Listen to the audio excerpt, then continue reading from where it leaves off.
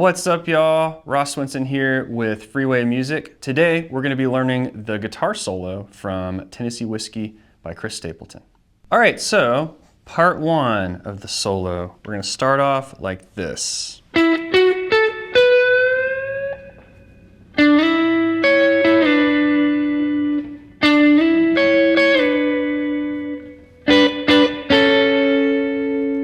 So I didn't really give the entire length of the breaks there, just because I'm going over these parts a little quickly for you. So we're starting off, we are in A major, the key of A major, and this is A major pentatonic up here. If you know your caged chords, this is like your A and the C shape up here. That's the first lick. You go 9, 11 on G, and then 10, 12 on B, and you bend the 12th fret up a full step. And he kind of goes a little bit slowly, so it's not like a, it's more like, and then those first three notes are a little staccato, like a little short. All right, so moving on from there, what he's doing in these next parts are, it's like a sixth interval, so basically, you could go ahead and get these three shapes down, and then this part will be a lot easier. So I like to use my, well, I'll start here. This is like an A. And you got middle finger on 6th fret G, index finger on the 5th fret high E, and that's like an A chord in this bar chord shape. And so from there, the other two I like to do with my ring finger and my pinky because it's just easy to switch between them. So this one is both of them on the 7th fret, G and high E string, and then this one is both of them on the 9th fret. So we're going to start out like this. So it's kind of a play between the lower string and the higher string. You do a quick slide from 7 to 9, and then you hit 9 on the high E string. And then what I like to do is while they're both ringing out, I pick the G string and then slide both of them back. And they're both kind of still ringing out down on the 7th fret when you do that as well. I don't think it's like super important to do this exactly the way it's on the recording, but that's how it sounded to me. So that's picking the G string, E string, G string. You could also go like this. Like kind of pick both of them. And when you do that, you'll have to mute the B string. So then on the next one, you don't do quite as fast of a slide from 7 to 9, but it's still basically the same lick. But this time, it sounded to me like he picked the high E string a little bit more. So it's like pick the G string, high E string, high E string, and then slide to 7. And then the last bit is just that 7th fret shape twice, and then your original like A chord shape. All right, that does it for part one. Part two, here we go, goes like this.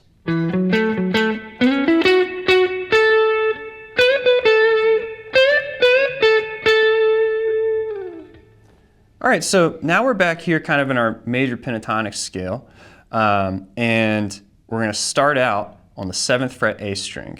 And you go between 7 and 9 for this first lick. So 7 and 9 on A, 7D, 9A, and 9D.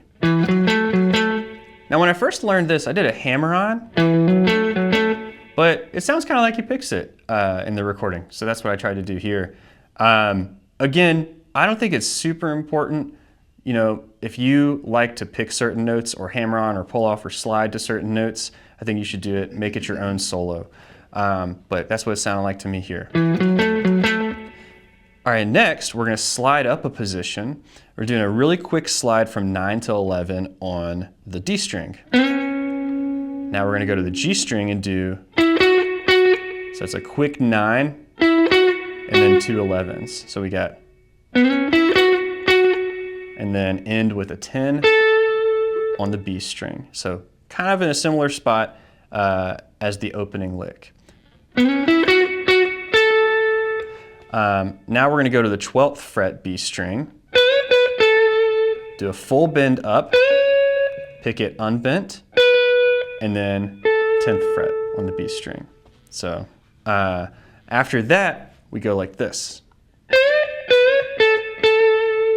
So I like this part a lot because he's making use of the minor and the major pentatonic here. So this is your A note. This is the root of our key. We're in the key of A major. If you want to do A minor pentatonic, that's the minor third right there. And you can do this anywhere you find an A. So A, you know, that's A minor pentatonic. You could do it on this A. Or down here. So I like that because that first bend, it's like a minor pentatonic bend, and then he goes back a fret and bends from the major second to the major third. So you kind of have this like, but anyways, that's just one little thing I liked about what he did for this solo. Okay, so that does it for part 2. Here is part 3.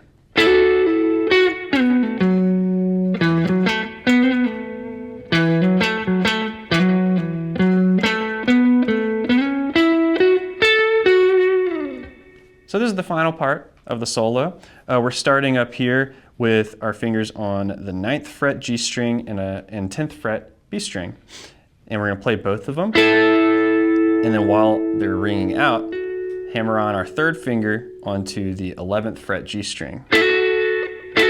So just a little grace note on that 9th fret. It doesn't really get its own space there. And we're just going back to 9 and back to 11. To me, it sounds like he does a pull off to the 9 and then picks the 11 like this. So, but however you want to pick it is totally fine. Now from there, we're doing the opposite of what we did earlier, where we did a quick slide from 9 to 11. We're doing a quick slide from 11 to 9.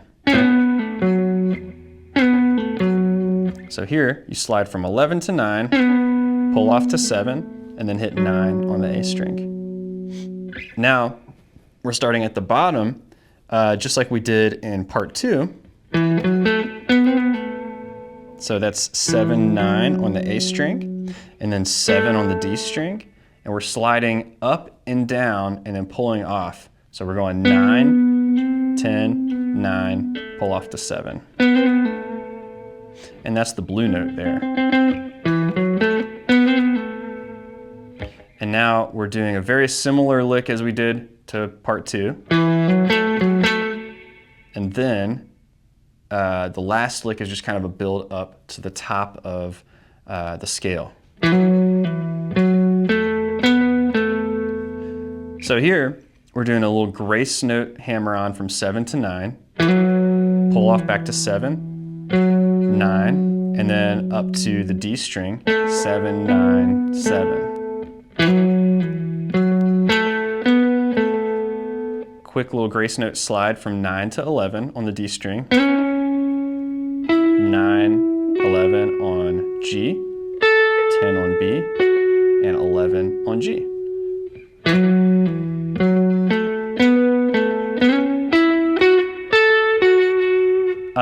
I don't know if it's just because I learned Purple Haze really early on in my guitar career, but really tempted to bend that 10th fret there, just like, you know, so. It's just a good fret to bend.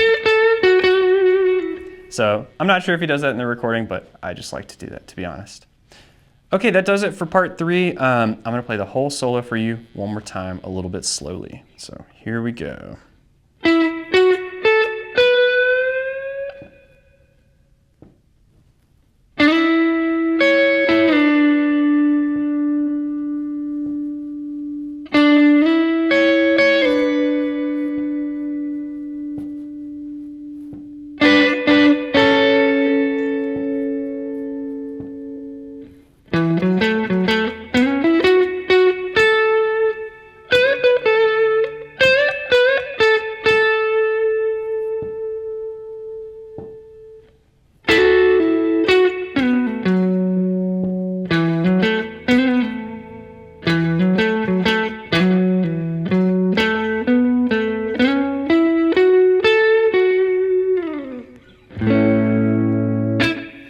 And that's it.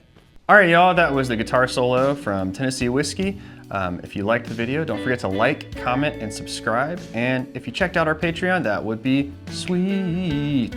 See you in the next one.